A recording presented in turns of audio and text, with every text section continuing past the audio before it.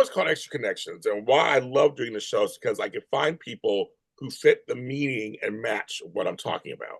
This person is a connector of people, a connector of talent, a connector of ideas, a connector of products. He's a cool guy, just all in the middle of all that too. But he has several companies, but I know him mostly because of his PR agency. But he's a speaker, he's a consultant, he's a CEO, he's a dad. I'm one of those two. He's an award winner. He has energy like mine. I follow him online, and Mr. Man is out there all the time taking care of stuff. And his mission is do good. Let's talk about all that. Help me welcome to the show, Stephen Seidel. Hi, Stephen. Hey, dude, that was such a great intro. Can I hire you to do my voicemail message or what?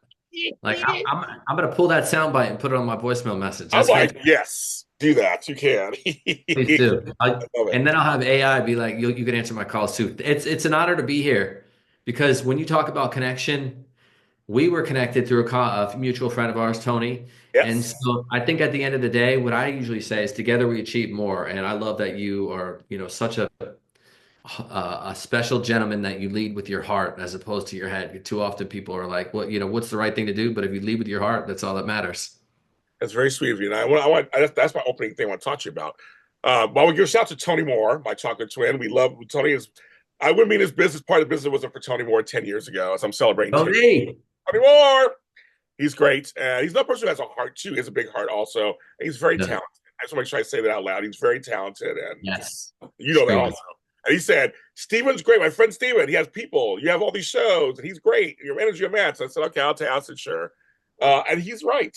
I want to ask you because Steven, I want to ask you this question because I don't think I've ever asked this question. I've done this 1,000 times on these shows. When did you realize that you could do good and have businesses that support that? So thank you for asking that question. When you started that question, I got nervous, right? All of a sudden you're like, you never asked this question. I got a little nervous in my stomach, but then I needed to come back to the present moment and listen to you. And thank you for asking that question. For me, it's about, so my slogan is to do good, give back, make an impact. And it's been a little bit of a challenge when I first started I started my agency about 10 years ago, and this is before COVID happened. And it was all about, hey, I want to do socially conscious campaigns and things that are giving back. And I think what really tipped the iceberg from a consumer retail society perspective was when Tom's really started moving forward and they were like buy one, give one. And then, you started to see other companies really embrace the value of authenticity and transparency, but also, giving back towards the greater good. And so what I was always about is I try to figure out a way like how can we start with and Simon Sinek, by the way, if you haven't seen Simon Sinek, start with why. His TED Talk is amazing, and it's all about starting with a positive intention. And so when we built our company, I wanted to start with mission, and then I move into more so about like your messaging. What is your message? And Robin Roberts from is a long-winded answer, but I'm getting to it. Love it. She's the Good Morning America host. She's a cancer survivor. And I don't know if she coined it, but she says, make your mess into your message. So starting with your mission, make it, and then your message, then getting into your marketing or your media. But too often people flip it and like, I have this and I want to blast it out. Whatever it is, personality, company, people. And then finally, the real goal is like building momentum. And so when I started to sort of piece the puzzle together, it was Simon Sinek starting with why, and then it was like giving back, buy one, get one. And then there was things like Taylor Swift and the Swifties or Beyonce's Army, where it's like doing good and creating a group of individuals, or Black Lives Matter, or all these individual organizations where it could be something that you truly love to do or something that you stand up against. Like Candy Lightner, she is a woman who started Mothers Against Drunk Driving, and her daughter was killed by a drunk driver. And she said, I'm not going to take this. And so she created a community called MAD, which you may remember, it's old school. I told it to my wife recently. I'm including it in a talk that I'm talking about. But it's Mothers Against Drunk Driving. And she was like, this isn't cool. I'm going to commit my life to changing the way that things work. And so when it really hit stride was during the pandemic, because during the pandemic, we had no other options. We had to buy local. And so it was always about like, you know, buying local, growing global, and finding impact. the world, once it became more connected with the internet, really allowed us the impact um, to do good in multiple ways. And there's a really good app. It's called what the heck is the name of it? I think it's called Done Good, where they break down the different categories of ways that you can get back, whether you buy American, whether it's women owned, it's veteran owned, it's maybe minority owned, or they have charities that are associated with it. So there's all these ways that you can do good. Yeah, there's like there's a couple of apps I like too. One's called Too Good to Go, where you kind of you buy for a discounted price from places who are about to close, food places, and you get the extra food. It doesn't go to waste. They don't just throw it out. You get it. Yeah, it's Um, amazing. yeah, and they give part of it to charity, and it goes just the whole thing. It's like I love that there's places like that. That sounds also like there was another place that I was a part of years ago where I would fund somebody in another country. I don't think I'm bring out the name of it right now. And they would pay you back. And it was over a amount of time, but you were funding them for their crops or whatever. I'm a big farmer, so I'm like, anybody with crops, I want to help you out. Um, Yeah, so I love stuff like that. I would love to hear about that because I'm in Kentucky now. I was in LA where I met Tony and you're at now, but in Kentucky, winter comes and it hits. And those farmers, boy, those farmers, it doesn't matter if it's 0 degrees Yeah. or if it's 150 degrees. They're out there making sure that these crops, these animals are out there, and they often get overlooked. So props to you for, giving them their due. Yeah, I'm a horse guy. I mean, I don't, there's a bunch of us in LA. We're all equine people. I can't up inside like that. And when we had the fires, we were finding out places where because we were forgetting they were happening in places where there are actual animals, not just Yeah. dogs and cats, but also like chickens and sheep. And we had in Coyote. California, we have Right. some farms out here. We have some farms out here, so we're pushing that. Yeah, totally. Yeah, but I mean, but going back to that the second part of that question kind of is how does Steven stay authentic and stay on the mission versus I got to make money because I have children and go to school. I got a house over here. And I got a wife. Like, how do you stay in that space? Yeah, so one of the things that happened to me is in the past 10 years, I lost my grandmother, my dad, and my mom, which is part of life. Not That's a that's lot, how it goes. But my friend said you're never really a man until you lose your dad. And then I lost my mom, and I'm actually doing a talk about this next week about the power of grief and how grief can help you transform from grief towards your greater purpose. But I started a men's community. It's called Jen's Journey because I just didn't have anybody. I moved to Lexington. My friends were busy. My wife was busy. I was like, man, I need a group of people. So I reached out. I call them my growth friends, the friends that encourage you to grow, whether or not it's spiritually, professionally, physically. And then we created a group. And when I spoke with them, one of the members, his name's Chris in the group, he says, look, if there's three jobs that we can have. One is going to pay the bills, right? And then there's that other job that, you feel like is, giving back or helping somebody. And then the third one is like the icing on the cake. I would just do it if I could do it. And so I built my agency. You mentioned connection. That's really what I try to lean in on is to connect with our mission, but also connect with other individuals to create a win-win-win with the consumer, the company, and then we also create a win-win-win for the actual client or who's ever I'm partnering with. And that's how I structured the agency. And I saw opportunities where, regardless of what you're doing, so I created this men's group. I run my company, which is PR. It's very similar to this men's group. And we were like, how can we find another way that we can impact men besides ourselves? Because there's an epidemic right now for mental health crisis, especially with men getting locked into technology and all sorts of things. So that's where I'm sort of building this company, which is more aspirational, but it provides me so much benefit and fulfillment. We created this card deck. I go to men's meetings at the Fatherhood Initiative and I sit in a circle. It starts, it's like the completion of life. And these men are opening their hearts. They're in rehab. They're coming out of jail. They, are trying to be better fathers. And they're going through these questions that we created, like, who do you have to forgive? Like and this one guy's like, look, man, I need to forgive myself. And he's got tatted up. He's been in jail multiple times and he's like, I just need to forgive myself. And to see him crying and coming to terms, that's how I think you can do good right there. Or even just when you open the door, I teach my daughter anytime you go somewhere, If somebody's wearing a name tag, call them by their name. People want to hear their name, James. When you hear that, it makes them spark. So even just doing a small little micro moment in time can create a ripple of impact, whether or not you're getting or not.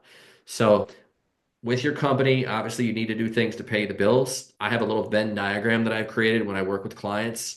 You have your skills, you have your passion, you have your unique accessibility, like where do you meet in the middle in that Venn diagram, but also just I think the more that you can focus on those things, it helps.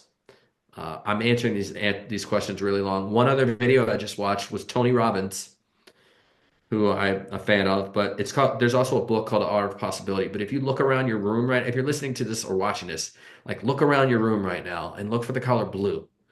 And now color your eyes. Tell me how many of those things were red. But if you open your eyes back up and I say, look around your room and look around and see what's red, you're going to remember those red things. But part of that, of what Tony says as well, is like, how many of those things did you convince yourself that they were red when they were really like burgundy or crimson? Or the same thing happens in life. If we focus on the positives or things that are working for us instead of to us, then that actually gives us momentum to do good.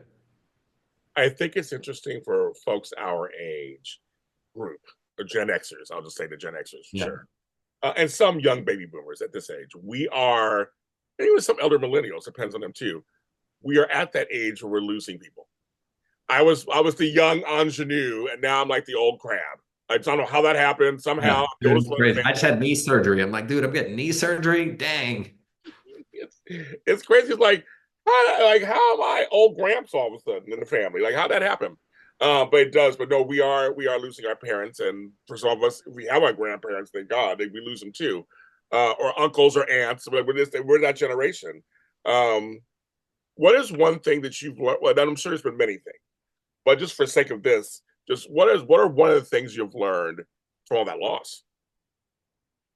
Yeah, I've learned a lot of things. So I think one of the most important elements is, and this is something that comes with time, is, and I think our generation has shifted of really just the importance of being present within the moment. And too often and I have a lot of like what do we call it? We call it like neurospiciness because I have a lot of that stuff, whether it's anxiety or who knows what. Yeah, But we think about the past or we get stuck there or we're thinking about the future. And like Michael J. Fox said, if you think about the future and something crazy happens, your body's going to live through that. And then if it happens, you do it again. So why do it twice? Just let it happen.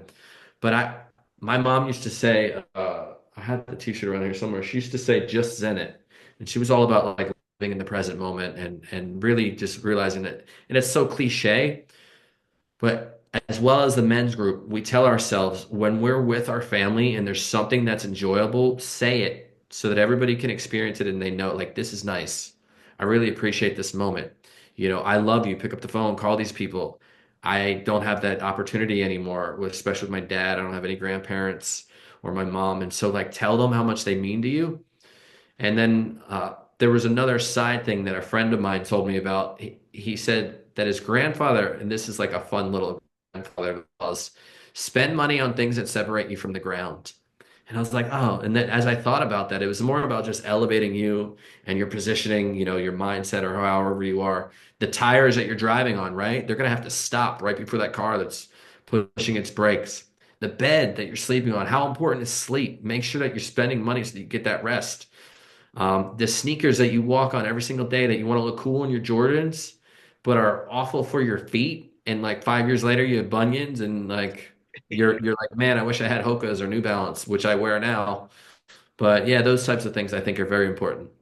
I agree. In the moment, I'm all about active listening and then being in the moment. Those are two things I've learned as I've gotten older. That You're a good listener. Like I've been on podcasts where people will listen, and my wife loves Dax Shepard, and I cut you off, see I wasn't listening. I'm not a good listener, but he jumps in and like shares his. But you're a really good listener, dude. I think I know this is where we laugh right now. So like, no, I'm letting you be you. I want you to be you. That's fine. I'm not trying to. I'm just saying I'm good. I'm good. I'm good. I'm good. No, it's fine. But those are two things that I've learned. Just saying that that's something that I've learned, which has served me well during interviews, obviously, right? But also when I teach, when I speak, I do speaking engage, all that kind of stuff. It's taught me a lot. When I did caregive my mom, I had to be in the present every moment of every second of every day.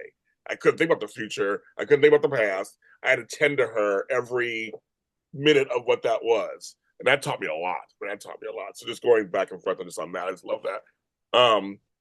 So I know for a fact, folks, because I've had some of those people, you see them here on this channel. Some of his talent, and your talent does match your service, because these are people who are trying to affect positive change in the world.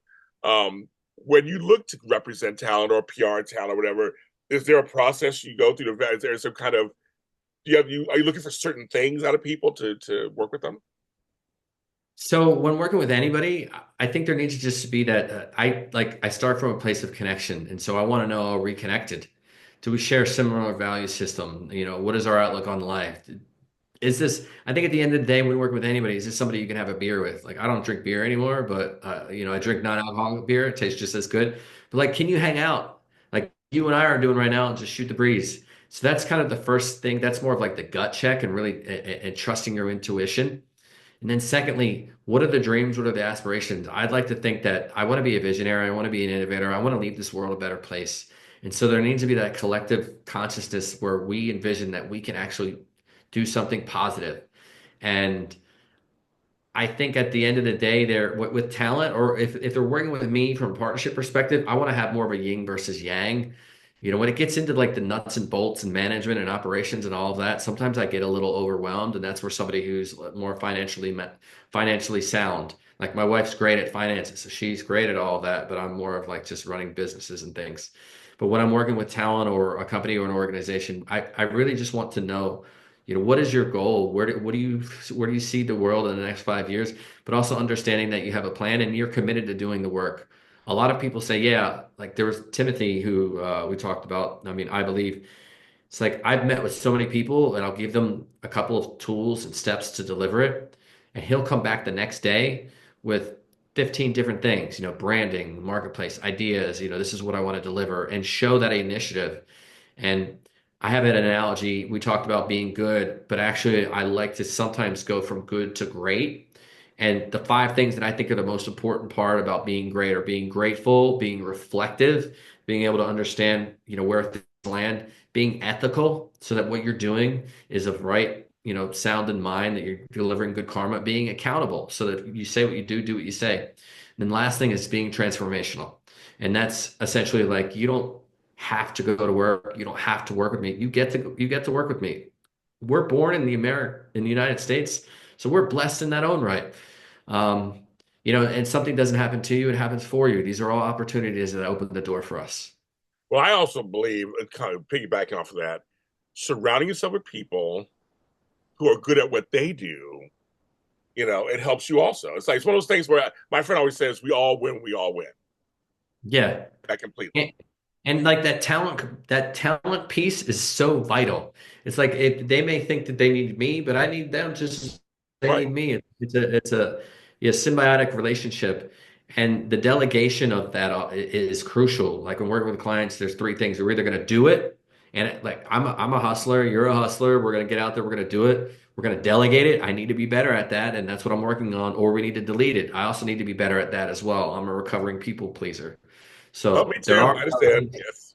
yeah, they come in my inbox and I'm like, yeah, I'll do it. Or I texted somebody yesterday, asked them to do something. He said, uh, that doesn't work for me. Thanks for the offer, or something like that. I was like, wow, that is amazing. If that were me, I would have given them a paragraph on all the things that I had to do or why I couldn't do it. It felt like I was, just like, sorry that. And I work with a coach as well about like being the CEO of my own life and just taking accountability and setting those boundaries. And that's something that's, it takes time, but I'm still working on.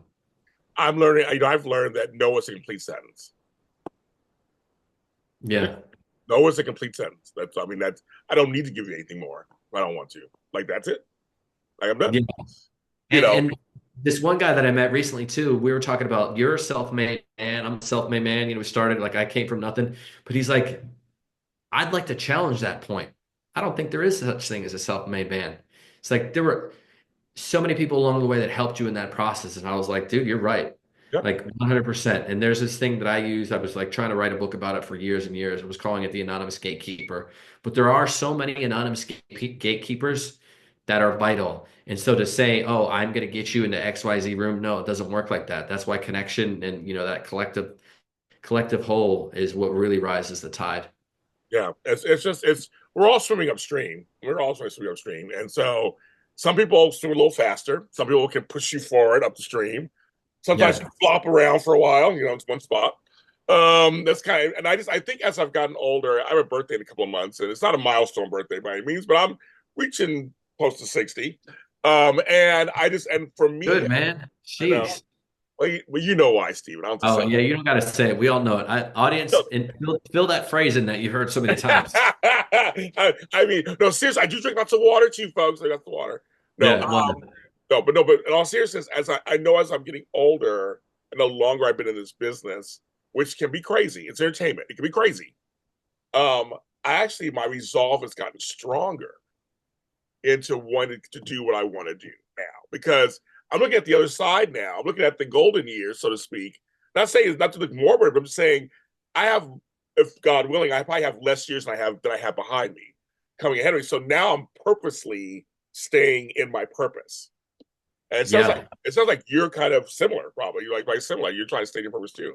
Yeah, 100%. And that's where, I love working with clients. And as I move forward, I want to work more one-on-one with individuals that I know can empower an entire community. So, like working with a company, great. You have a product or service where we can benefit people. I really enjoy that. Don't get me wrong. But I love to see the transformation of an actual individual because the potential that they have to impact is beyond. If you have a tangible product, that tangible product, can help people. Don't get me wrong. But I just love to see people light up, especially like my alma mater at Penn State.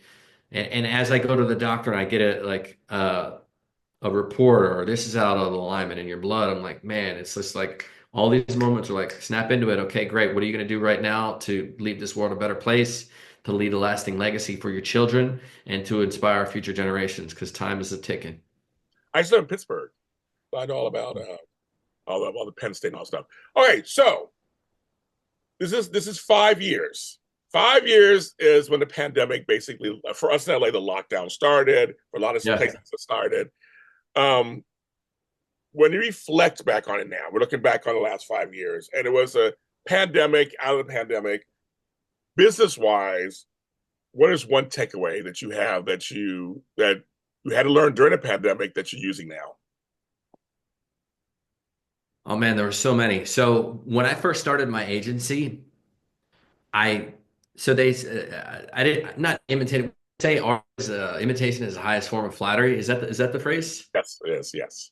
Yeah, so there's an amazing agency. They're called Hawk Media, and I was like, man, these guys are doing some really cool things. I started my agency, and they're called like your outsourced CMO or something like that. And I was like, oh man, I want to be like them, but a little bit different. And so when I first started, I was more from a marketing perspective. I started as your virtual CMO, Okay. and then so I was doing things virtually because I just couldn't get the people. But now I'm in Kentucky, and I really can't get the people. When I was in LA, it was like people, but like my time was short because I had a baby. But now it's like I'm really in the, I don't want to say middle of nowhere, but in the middle of the country where access is limited. Yes. And so to see the rise of Zoom and some of those things, it was very interesting to see that it felt like we were more connected from a technological perspective, but a lot more disconnected from an emotional perspective. Yes. And so one of the things I remember, my mom, like I mentioned, she got sick. We were living in a townhome, and I was running my business out of my bedroom, and she came and she was sick. I was like, "Come on in." So then I was running Zoom calls out of my laundry room, and I was like, up my logo over my shoulder, and nobody could tell. It was amazing, but it was through all of that that I really learned, like you talked about, it's like, what is really my purpose, and why am I here? And we are all given gifts, whoever you think, God or Buddha or whatever. And I'm in another group.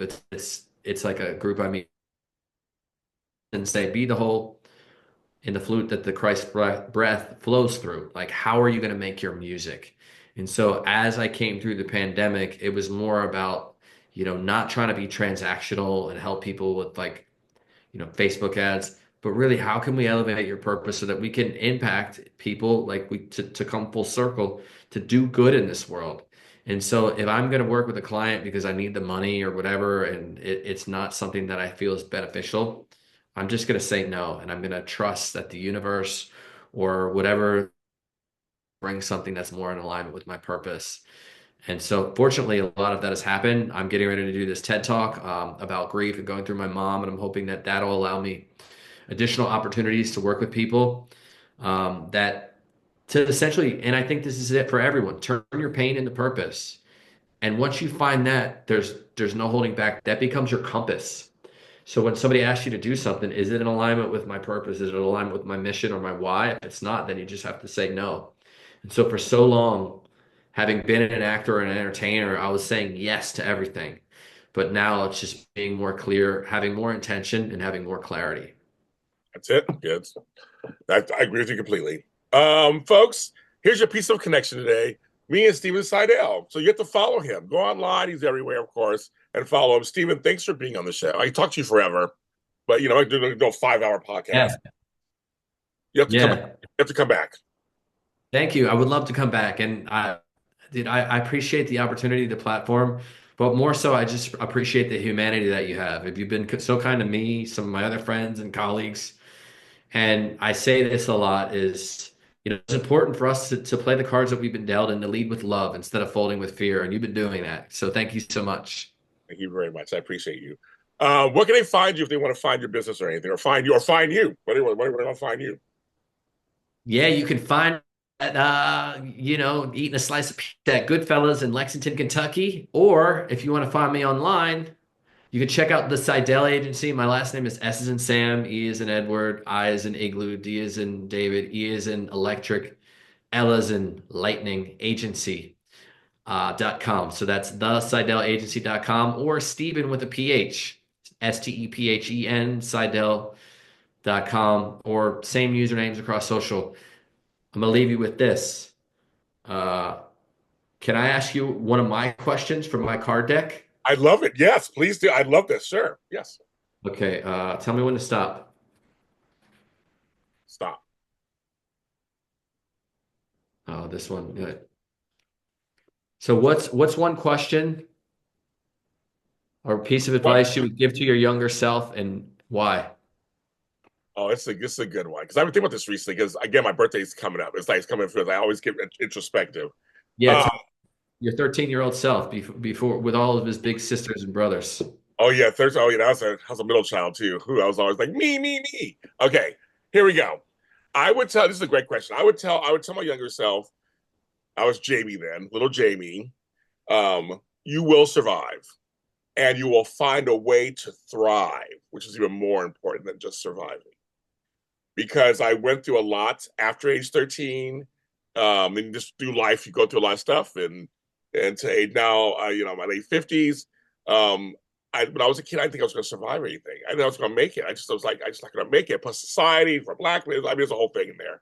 But I would say, little Jamie, you will survive, but more importantly, you will thrive on top of that, or in spite of it, and you'll make it. And I'll tell myself, you'll have some fun along the way too. Yes, you will. Little Jamie, I love that. When you go back to your childhood nicknames, that's another great question. That's where it really just unlocks it. And you're doing a great job, man. Thank you for answering that and having me on. It's my pleasure. I'm James Lott Jr., folks. Extra Connections on Facebook. I'm everywhere. James Lott Jr. is sold, and James Lott Jr. on all social media platforms. All of them, kids. All of them. Made it very easy for you. And I always challenge people when I do these shows, try to find a connection with somebody. I don't care who it is. Even if you just leave the house and go to Starbucks, say hi to somebody. I don't know, just whatever. Say hi to the barista, ask them how they're doing. People a lot of times just want to be asked, how are they? Or hi. Like you said, say their names. Like these are little simple questions that I get a lot. I get a lot done. I get a lot of stuff when I ask them how they're doing, what's going on, and actually listening to them. So I challenge everyone to do that. Extra Connections is on all social media. I mean, everywhere, just everywhere. And it's on YouTube at JLJ Media, my company. Talk to you guys next time.